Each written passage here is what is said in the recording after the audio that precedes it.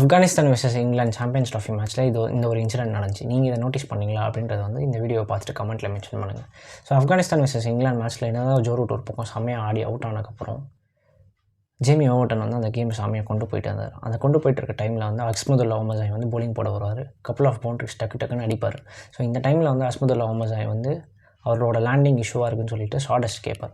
So இந்த saddest கேட்டது வந்து அவர் தெரிஞ்சு கேட்டாரா தெரியாமல் கேட்டாரான்றதெல்லாம் தெரியல. ஆனால் சைக்கலாஜிக்கலாக பார்க்கச்சே வந்து அந்த இடத்துல கேமை ஸ்லோ டவுன் பண்ணியிருக்காங்க.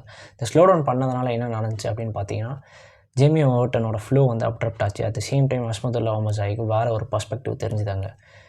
ஸோ இந்த மாதிரி கேமை ஸ்லோ டவுன் பண்ணுறதுனால என்ன நடக்கும் அப்படின்னு பார்த்தீங்கன்னா, ஆப்பனண்ட் உங்களை டாமினேட் பண்ணுறவங்களோட ஃப்ளோ வந்து அப்ட்ரப்ட் ஆகும். அட் த சேம் டைம் உங்களுக்கு வந்து டிஃப்ரெண்ட் பர்செப்ஷன்ஸ் வந்து அந்த கேமில் தெரிய வரும். So it's not just in cricket, இது வந்து எந்த ஸ்போர்ட்லனாலும் இது யூஸ் ஆகும்.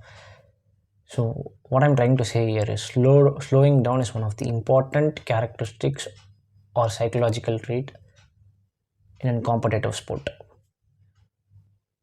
ஸோ நீங்கள் உங்கள் ஸ்போர்ட்டில் இனிமேல் ஸ்லோ டவுன் பண்ணுவீங்களா, இதுக்கு முன்னாடி பண்ணியிருக்கீங்களான்றதெல்லாம் வந்து கமெண்ட்டில் சொல்லுங்கள்.